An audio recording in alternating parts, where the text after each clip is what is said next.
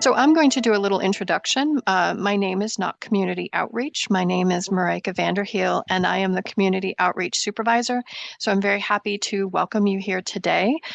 This is our May webinar on crash proofing your cash, strategies for the unexpected. And so just a little bit about our organization. If you have not been with ACC or have worked with us in the past, we are a nonprofit organization based out of Massachusetts, and our main mission is really to give people financial tools to begin to empower their choices, because we know that financial decisions are some of the most stressful pieces, and so we have a couple different parts that we can help people. We do these webinars, and I do presentations to groups, but we also have another part of our organization, which is our our credit counseling department. So Jason and Reese, the reason why I asked them to come in is they are two of our credit counselors here. And so if you are someone who during this presentation, you're looking for more a little one-to-one assistance with your budget, or looking at your credit, or kind of helping to really manage your debt, please feel free to give us a call at that 866 number, and we can give you a free and a confidential financial assessment. So we're one of the organizations that can really help you one-on-one. The big part of our organization is if you, in that kind of financial assessment, you are really struggling with your debt, and our debt management program might be the best option for you. Our counselors can really help you understand what that process would be and if that's the right fit for you. We also do housing counseling, and Reese is actually one of our housing counselors. So if you are somebody who is interested in a reverse mortgage, Reese can help you out with that as well. And then if in our kind of financial kind of assessment with you when we're going over your budget and your credit, if it's not just a debt management program, but really your debt is overwhelming, we do have pre and post bankruptcy counseling. We are certified to be able to do that for you. So again, one of our biggest pieces really is we want you to achieve your financial goals, whatever your life situation might be. And we try to, again, provide those tools to help you along the way. So that's who we are. And without further ado, I'm going to let my colleagues introduce themselves. So let's talk about who we are, as in myself and Jason. So my name is Reese Milliken. I've worked at ACCC for about 13 years now. Time really flies. And I've worn many, many hats over the years. The latest hat that I'm trying on is the housing team lead. And I can talk to you about reverse mortgage counseling and a few other things. And one fun fact about me is in my spare time, I like to make folk music. Go ahead, Jason. Oh, nice.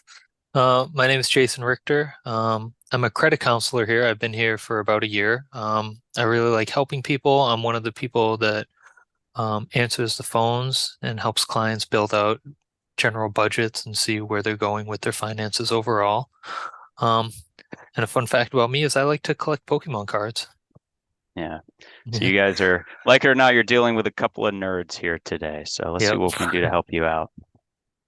So we're going to talk about budget busters. That was actually the original title of this presentation. So what is a budget buster? Well, a budget buster is any unexpected expense that prevents you from paying your bills. You could be trucking right along, getting your bills paid on time, and all of a sudden, wham, like a semi, some unexpected emergency or something you didn't plan for comes along and can throw you for a loop. So the meat of this presentation is to help you folks prepare for that today. Absolutely. And on today's agenda, some of the main things that we're going to be talking about is understanding how unexpected expenses can break everyone's budget, and how to differentiate unexpected but predictable expenses from the emergency expenses that come up out of the blue.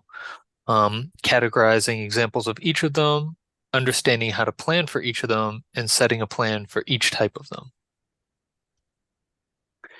And if you've experienced one of these, and I'm sure we all have, you're definitely not alone. When we talk to people who call us for credit counseling, the vast the most common reason that people call us for credit counseling and debt management help is an unexpected expense. And especially in this economy, they are quite common. And it's only just behind them do people have a reduction of income. So even if you're doing everything well, all it takes is one emergency to knock you out and get you behind. So we want to help you folks prepare for that today. Definitely.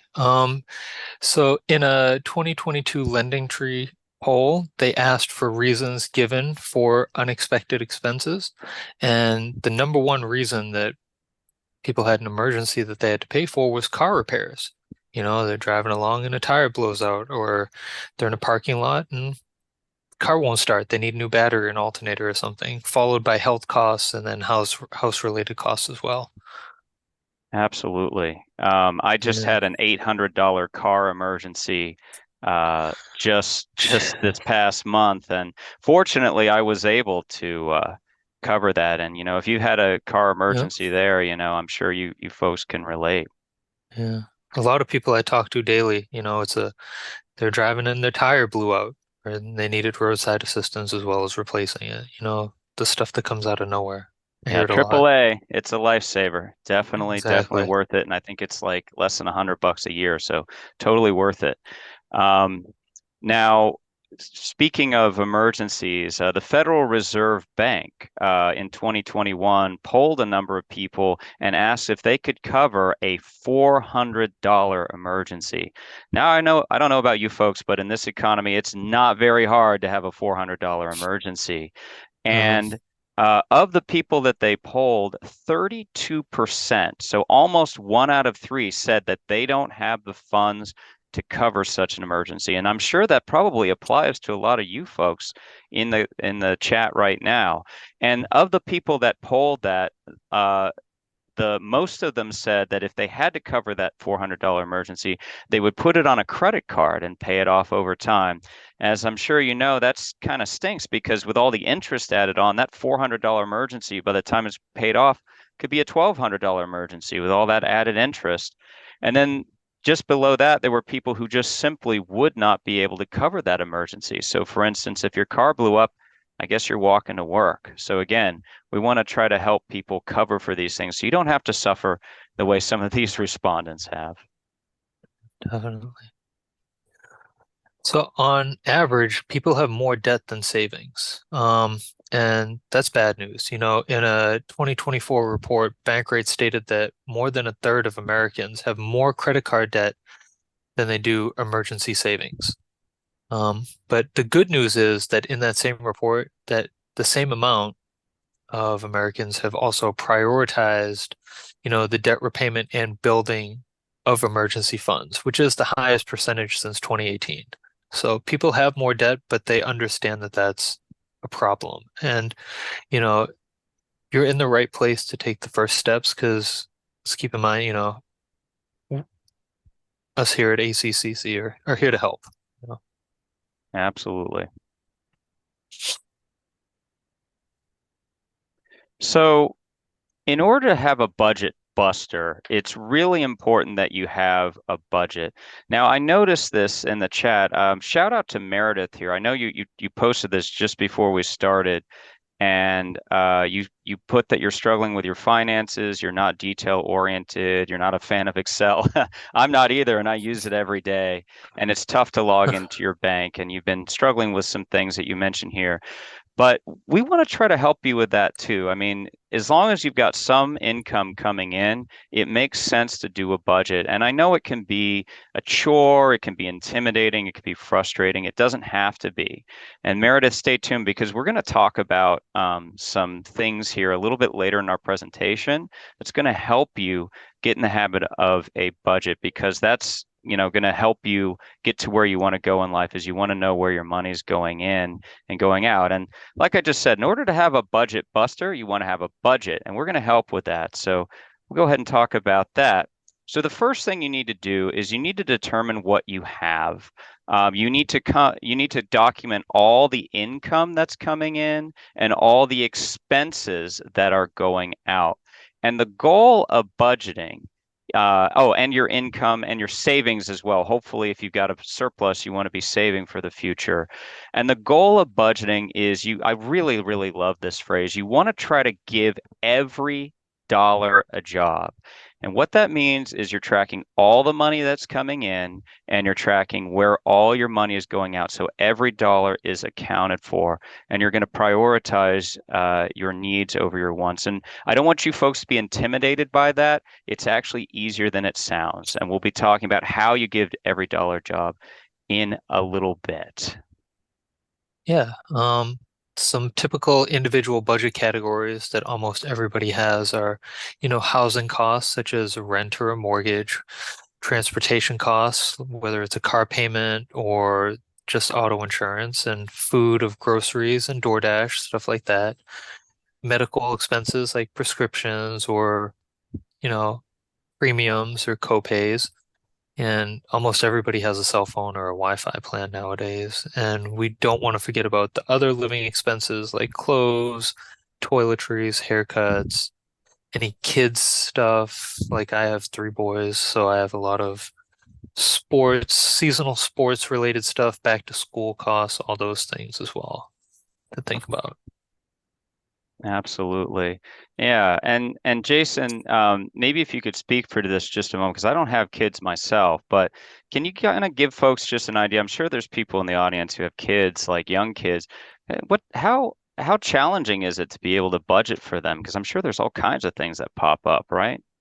There are a lot of unexpected expenses when it comes with kids. Like, for example, when my kids started preschool and kindergarten, all of a sudden there was, a birthday invitation in the backpack at least once or twice a month, and that's a gift that I have to, we got to get for 20, 30 classmates that I Right. didn't even think about when my kids started school, that I'm going to have to be buying 15, 20, 30 So little kid toys. it's not enough that you have your own kids' birthdays and holidays to worry about. Now you got 30 other kids as well. It's funny how those Exactly. things kind of creep up on you, right? John also mentioned the field trip costs, and some of those field trips can be expensive. And you go, geez, and then you can't, I get it. You don't want to leave your kid. You don't want your kid to be the one kid that stays in at school, all those things. Exactly. Event participation. Sean knows Gets what it. we're talking Sean knows about. what we're Yeah, talking. yeah, Yeah. yeah, yeah. Sean Sean, must have some preach, young kids. I preach. know. Exactly. And in fact, I'm glad you brought that up, even though I prompted you to, of course, but still, it's good that you're talking about that because those are examples of what we call periodic expenses, which I'm going to talk about now. So basically, when you're looking at your expenses, they really fall into 3 categories, and you see them right up there on your screen. You got your fixed expenses, which are pretty standard, pretty easy to budget for: rent, car payment, mortgage payment, things like that. Then you've got and they're the same amount every month, really predictable. Then you got your variable expenses, things that you buy or use regularly, but not necessarily have a fixed price. Gasoline, groceries, your utility bills. These are a little bit more challenging, but what I find is if you're able to take an average for last year and do it going forward, that's pretty much going to get you where you need to be.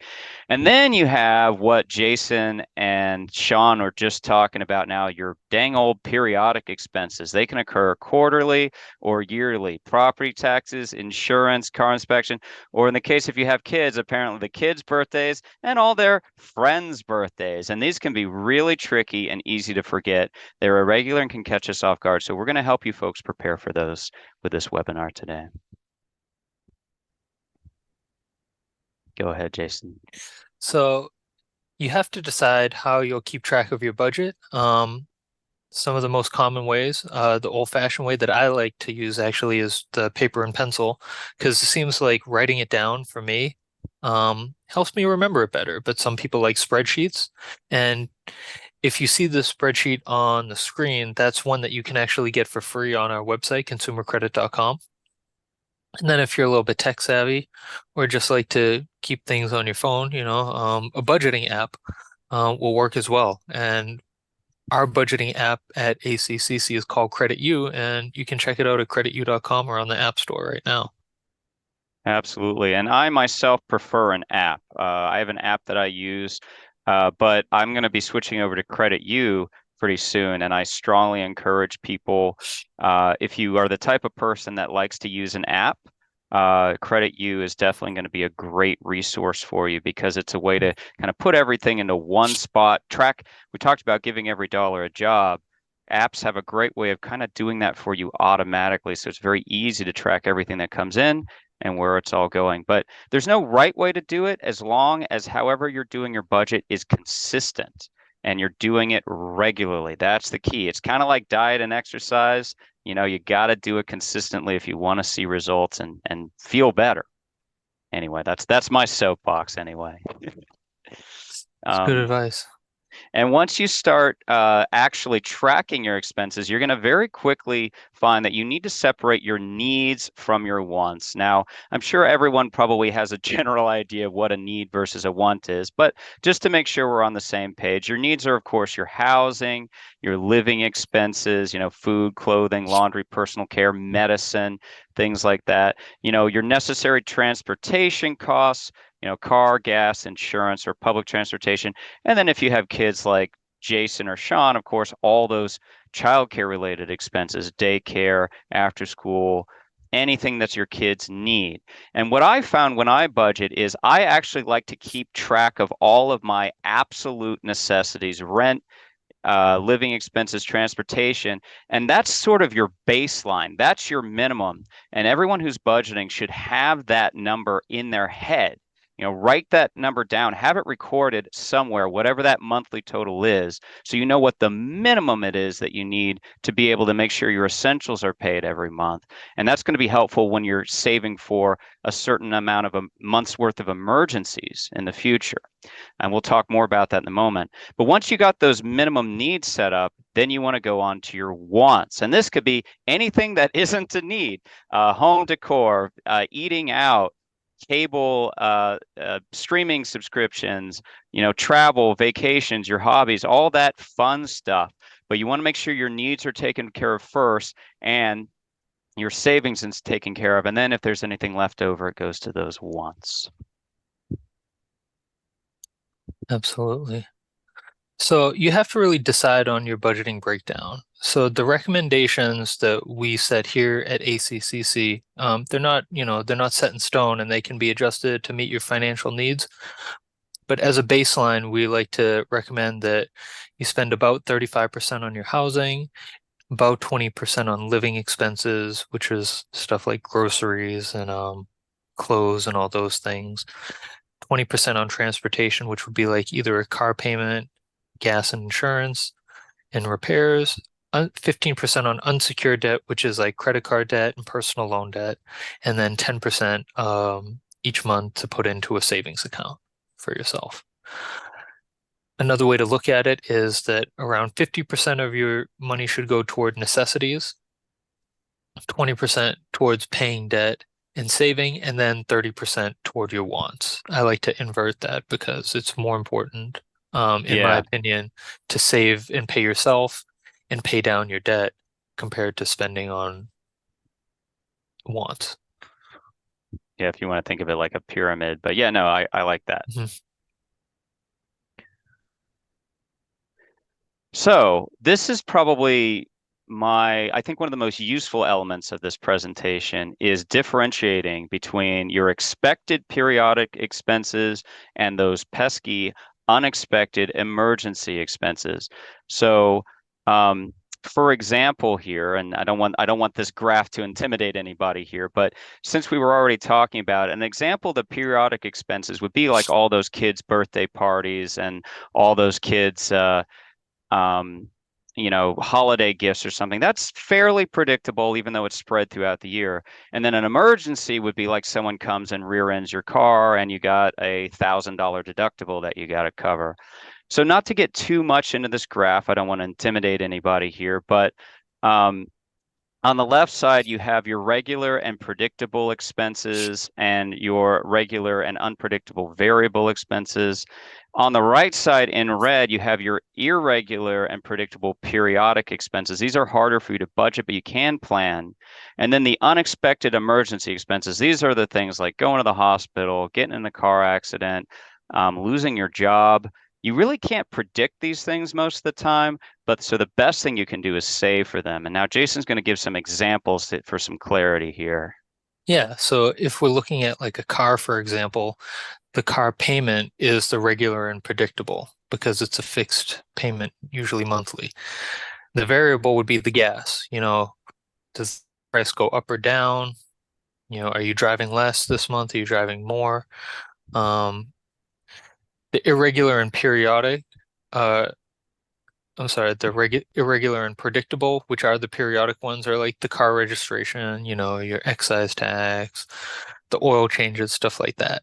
So what I like to do for those is figure out what I spent on them last year total, and then divide that out by 12 and put that in each month so that those fit into each month's budget so that when they do come up, there is that little bit of wiggle room in there. And of course, the dark red unexpected emergencies, that's what you should really be putting the 10% of your monthly budget away for if possible.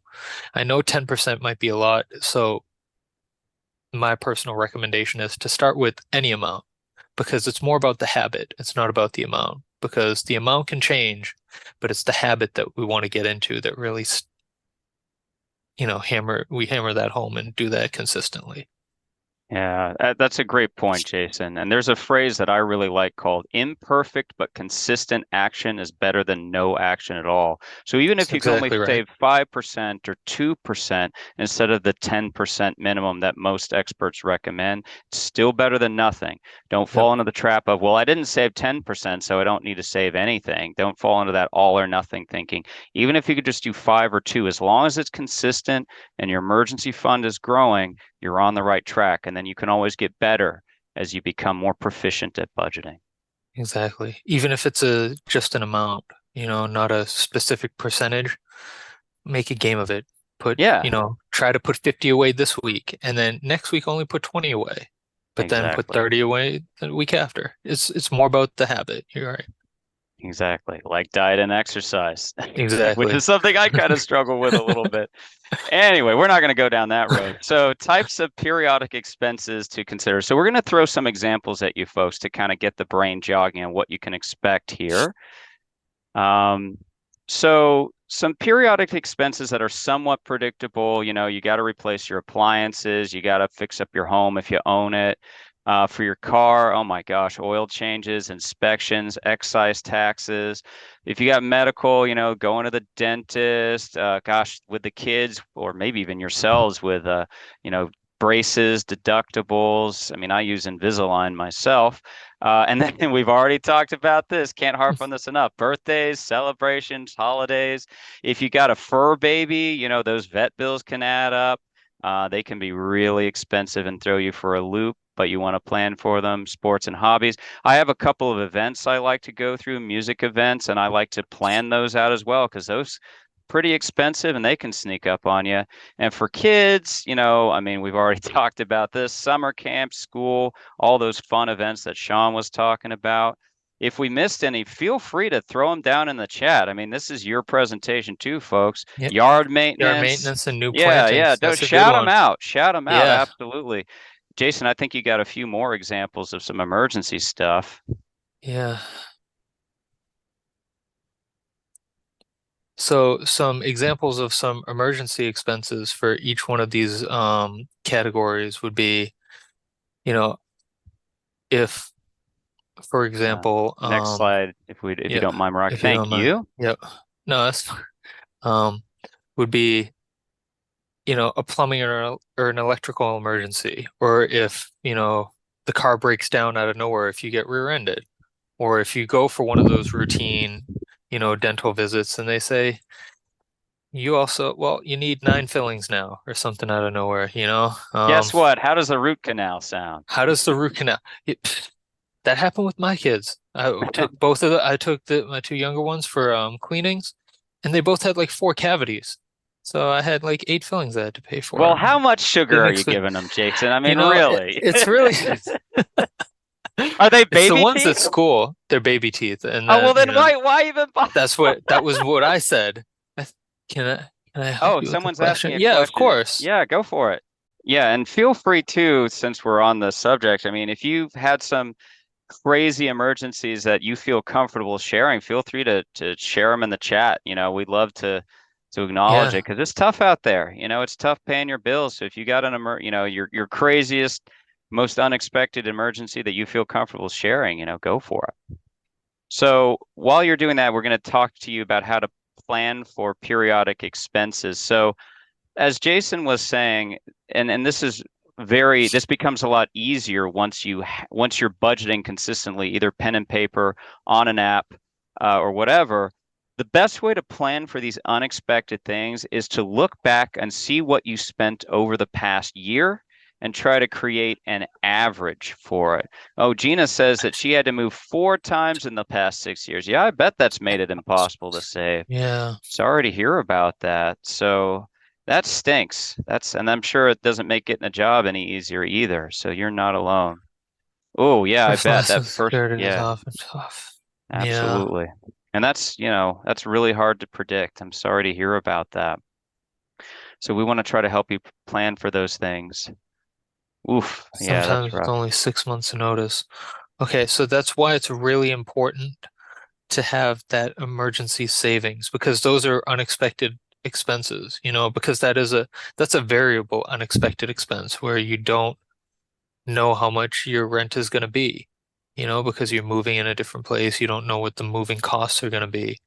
So again, that's why I'd really hammer home that paying yourself first, that 10% savings, I've always was taught that, you should pay yourself first. So keep that. That's where that emergency savings would come in really handy. You know what I mean? Even if it's only 20, 50, 20, $30 per paycheck, whatever it takes, that little bit will definitely help compared to having nothing, you know? Yeah. In fact, Jason, I think that's such a great point. What I would recommend anyone who's got a budget, either like as a spreadsheet or written out or on an app, what I would do is, list things in order of priority, top to bottom, the most essential to the least essential. And I would Hmm. say maybe after rent or mortgage, because of course you want to obviously have a place to stay. I would say right after that's paid, if you can, try to have an emergency funds right afterwards. And even Absolutely. if it's not 10% because you can't afford to put 10%, even if it's just $50, you want to make sure that that gets saved, you Yeah. know. And then, make sure there's food and then all that other stuff. I'm not saying you should have an emergency before food, but right after rent, I would put that emergency savings funds because you're going to eat probably. So anyway, that's just something that I wanted to throw out there. And Abs but the way to kind of plan for these random things that are easy to miss is, when you've been budgeting for a while, or even if you haven't, look back off of your last year's expenses and try to create an average. Try to create an average of what you spent on car repairs and oil changes. Try to create an average of what you spent on um, kids' birthdays and events. Try to make an average and then budget that out over 12 months going forward. If mhm. you spent $1,200 on car repairs last year, that means going forward, if you can, try to set aside $100 a month in a car repair Mhm. category so you're ready for it. And where to look for these things are right here, what you see on your screen. Credit cards, bank statements, medical records. The calendar is super important, especially for those events, your work schedule, Mhm. school schedules, bills, and household records. And what's great about this is if you do have a budgeting software, your own budgeting program, instead of having to go through 12 different records, it should all be in one spot. You can just look at it last year. That's what I love about using software is I literally, at the beginning of each year, I run a report and I see what I spent over the last year. And then I create a new budget template for next year. And that's what I use to keep track of those pesky expenses. Anyway, I think And then talked enough about Gina, that. Yeah. just for your own individual scenario, if you've moved 4 times in the last 6 years, my recommendation would be to try to figure out a good general estimate of how much all those moving expenses cost you, and then what time period you accrued those before you had to come up with them again. And then I would try to divide that out as kind of like a baseline of how much you would need to prepare to do that again if the place that you're currently in isn't what you plan to be your permanent um, living situation. Just some Oh, yeah. examples. Yeah, these are just some general examples of types of periodic expenses. You guys don't have to write them down or anything. They're definitely after the webinar as a resource. But if we missed any of things, feel free to include those in. These are some other types of periodic expenses, holidays, school holidays, summer holidays. I always forget about summer camps. My kids always ask to go to a summer camp, and I go, oh man, Yeah, that's an that extra adds 600, up. $800 a week that I forgot, Tell so them no more cavities and we'll see, no more right? cavity. Yeah, and again, if we've missed anything, first of all, we don't want to overwhelm you with all this stuff. It is going to be emailed out to you folks. You will have this. And feel free to shout out anything we missed in the comments. Feel free to post it in the chat because I'm sure we didn't encompass everything. Yeah, another important thing is to calendar each expense. So we were talking about if you're unsure, look at your calendar for last year and look at the types of events that add up. Go ahead, Jason. Yeah. Yeah, no, like for looking back at it, like Meredith has said, you're not detail oriented. I'm not detail oriented either. So this is the way I do it. I hate Excel. I'm terrible at it. So I use a simple paper calendar. I write down everything, in each month, and then I like to highlight the months that are more expensive, and then that way I put a little bit more in the months leading up to that in my budget so that I don't have a budget buster month. Like for example, June was 1350 when the other months leading up to it were 25 to 450. Yeah. So in January, February, and in April especially, I'm stocking a little bit more extra away because I know June's going to come, Exactly. And one way to do it is to create, I know we just talked about Excel, but you can create, either Excel or just in like a notebook. You can kind of plan out for the entire year, based on what month, what sort of events. Like for me, July is a busy month. It's like half the people I know, including myself, have birthdays in July. And so that could be July birthday too. You're a July birthday? What do you know? What do you know? Learning new stuff every day. Exactly. So that tends to be a pretty popular month for births, and there's going to be all sorts of months that are lean and months that are more expensive. So it's a good idea to kind of write it all out and prepare for it. Definitely. And October apparently can be expensive too, Halloween according to Cherabelle. Yeah. Yeah. They're exactly not wrong. Right. I couldn't of course, believe you got to look either. better than the other kids too, right? So there's that expense. There's always one really popular kid's costume. That's for some right. reason. And everyone's got to have it. Everyone's got to have it. And for some reason, they're always like 80 to 120 for that really popular one. Couldn't believe it.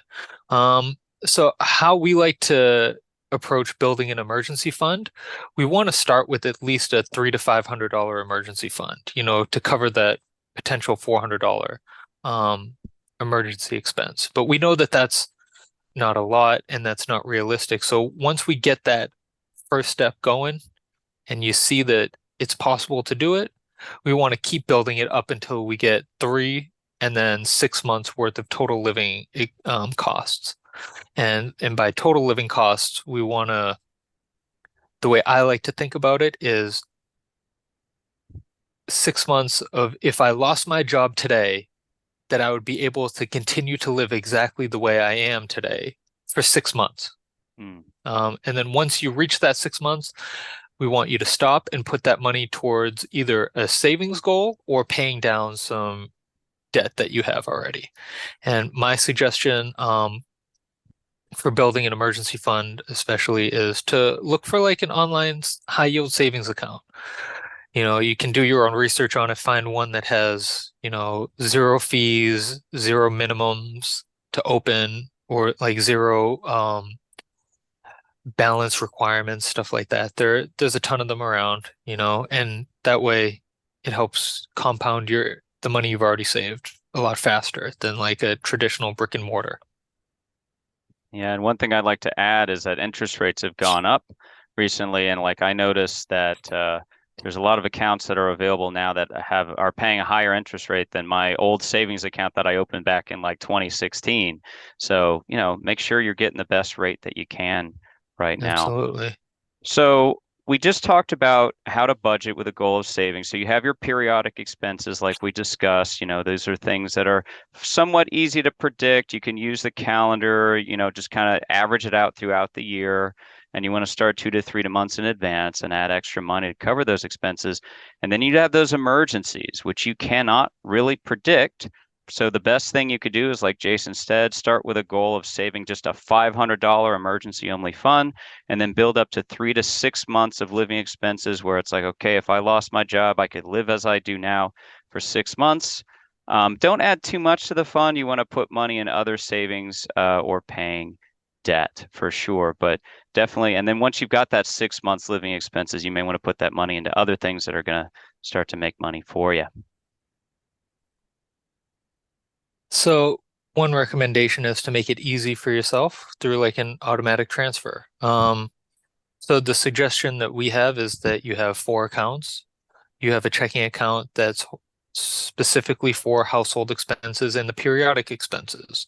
We have another checking account for the non-essential, and then 2 savings accounts, one for the emergency fund and one for the periodic expenses that are optional. Some people don't like to have a bunch of accounts. I actually added, I have 5 because I split my non-essential expenses into the short-term monthly non-essential expenses and then the long-term ones, like that one summer vacation that we'll take or something like that, but you should always continue to track and reduce your expenses. And we say to set up different accounts with different purposes because it puts it in your mind that, this is only for this.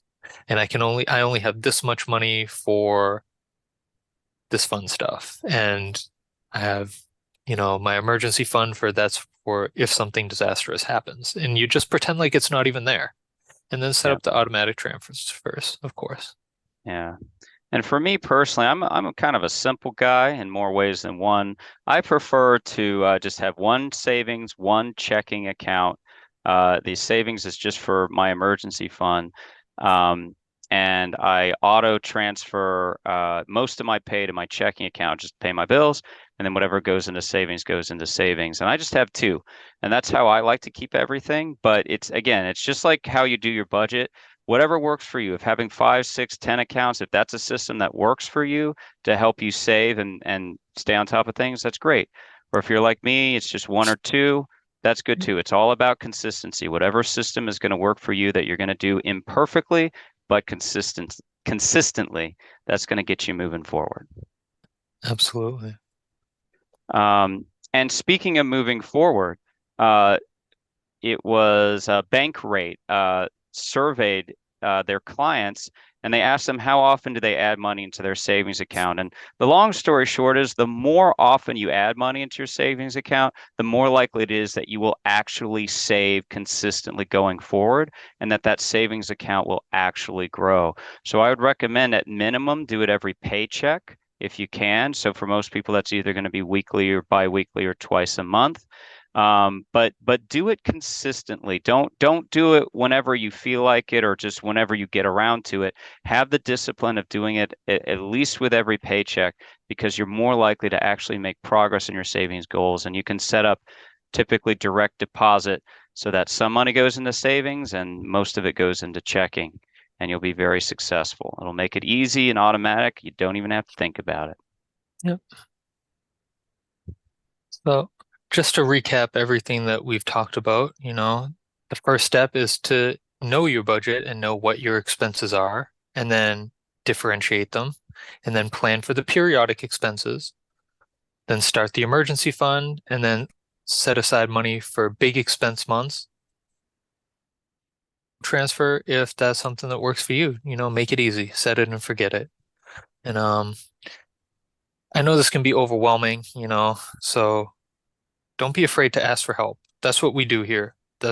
I do this all day. You can reach myself and any of my colleagues at the 1-866 number below or at consumercredit.com. Yeah, and I want to shout out to Meredith. You said in the beginning here that it sounds to me like this is something that you struggle with. So if you're having trouble budgeting, if this seems overwhelming, give someone like Jason a call or speak to any of our credit counselors. Call that 1-866 number on your screen, and we'll be happy to, take a look, walk you through it, help you out, because we want to make sure that, you get the help that you need. I do want to reiterate that it is free to go over a budget with us. We don't charge anything. We're here to help. Well, thank you so much, Jason and Reese. Really appreciate your expertise on understanding how to really tackle those budget busters and kind of to crash proof your cash. And just kind of wrapping up a little bit here, if you like our webinar series and you're interested in learning more, the next in our series is actually going to really be looking at strategies for tackling your debt. We're going to look at a couple different options because again, we keep saying budgeting isn't the same way. People don't have the same kind of approach to savings accounts, and not everyone has the same approach to tackling debt. So what we're going to do in our next webinar is kind of unpack kind of some great proven strategies for tackling your debt. So check us out. Again, you can do the QR link here, or you can check out our website. And then last but not least here, again, we are a nonprofit organization. And so we really love feedback because our mission is to really help you in your financial journey. So we create these webinars for you. So we like to get some feedback on that. Was the information helpful? Was the presentation and the presenters, were they clear? And then if there's another webinar topic, something that you want us to research and present for you, that you would love a webinar on, part of the survey, you can put in your kind of wish list for the next webinar. We have some that we have in the works here, but we are always interested in what you would like to hear. And then the last part of the survey, if you want to stay in touch with us, if you want to get on our monthly newsletter called MoneyWise, at the very bottom of the form, you can just leave your name and email address, and we will put you on our form. So what I'm going to do is just put that to make it easy for you. If you don't have your phone in front of you, I'm just going to put it's a I don't take any email addresses unless you give them to me, but you can see it's a Jotform survey. And so if you just click on the link that's in the chat, that will give us a little bit of feedback about how we're doing. But again, we'd love some feedback. We'd love for you to kind of stay in touch with us, and we'd love to know what you are interested in as well. So thank you so much today for joining us. And if you want to add any other kind of things into the chat, that would be great. But we're really happy that you were with us. Yeah. Any questions or anything? Yeah, I was going to say, Maica, if we have a little bit of time, I don't know what the protocol is, but I'd be happy to stick around and answer any questions that definitely. people have, if there are any, and if not, that's cool too. Yep. So now's your chance. If you got a burning question, and you got our attention here for the next few minutes. Going once. Yeah, so we actually, for our webinars, we actually have the next one is tackling debt.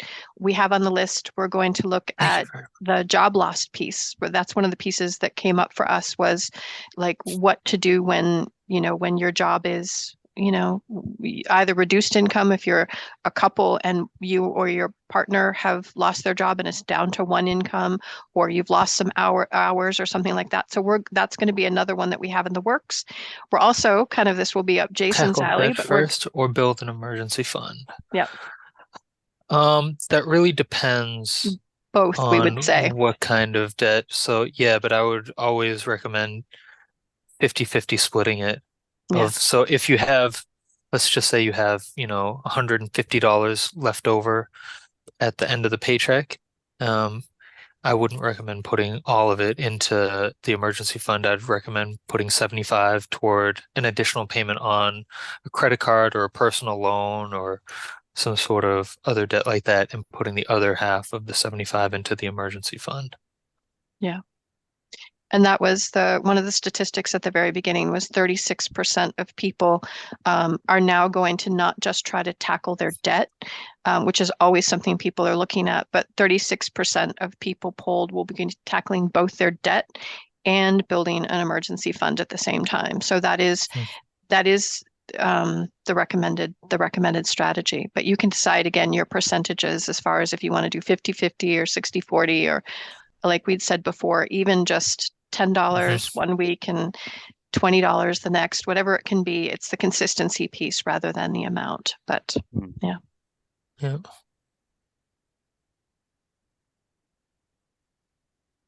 Yeah, and not to get too much in the woods, it may also depend on whether your income can be garnished or not. Like if your only source of income is Social Security, and and again, I can't give legal advice, but like if your income is already protected from garnishment, it might make sense to just put it all towards, emergencies, because they can't sue you and take the debt or can't take your income. So that's another thing to consider. So I don't know. I've also but assuming that's not the case, like I'm also like personally I don't like paying interest on anything. I feel like interest is just money that I'll never see again. When I had a car payment, I aggressively paid down my car payment because I calculated how much interest I paid on it over time and how many hours I had to work to pay that interest for nothing. Like it's like it wasn't even really adding value, to my life to pay interest. It's just making someone else money, and it's just, anyway, that's my personal thing. If your job's pretty stable, if it's unlikely that you're going to get laid off, I mean, I don't want to encourage risky behavior, but I personally I can't stand interest. So if my emergency fund is kind of okay, I would probably try to aggressively pay it down. But I guess it really kind of depends ultimately on your situation and what you value, and if you have no emergency fund whatsoever and no credit to tackle even a $400 emergency, well, you might want to put that money into an emergency fund. But if if you're doing pretty well, like for me, it's like I hate interest, so I would like to aggressively pay it down. But to each his own, it kind of depends on your situation and your values. Oh, great. Well, Jason and Reese, thank you so much for your time today and all of your insights. We appreciate it. Thank you for having us. Yeah, you're very welcome. So those of you that are here, what I'm going to do is send out a copy of the notes from the presentation. Actually, let me just see if I can put that in sometimes it will let me do it here. Put a copy of that in the notes here, and send some of the links, like that one little blank table with the calendar, and then the spreadsheet with the Excel. I'll send those as examples as well. So I'll send some of the resources that we shared in the presentation. I'll send those over as well. So let me just see if I can do this. Sometimes I have trouble talking, and let's see. There we go. No, thank you, Joanna. Yeah, thank you.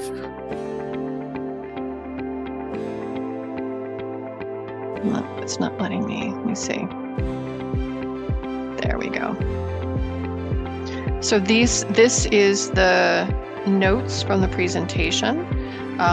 So it's Crash Proof Your Cash Notes. It's a 2-page PDF. What I did was I took the presentation and kind of condensed some of the slides down, especially with that list of some of the presentations. So that's one document that you can use. And then here's another one that might be helpful as well, which is this is the periodic calendar the one that was the paper one that Jason liked that I use as well, where it's just a calendar that you can print and you can just physically handwrite in some of those expenses. So that's it's the printable one is the PDF one. And then the final one that I'll send over here, this is the fillable one. We'll see if it works. I created this and kind of I'm sharing it with you as an Excel document, so I'm hoping that you can download it and then open it on your own and enable editing. So that would be good. So they're all there. So there's the resources that I've put kind of in the chat. I will send as a follow-up email. This presentation, this has been recorded, so we're going to try to post this up on our website as well. So thank you everybody for attending, and we will see you later.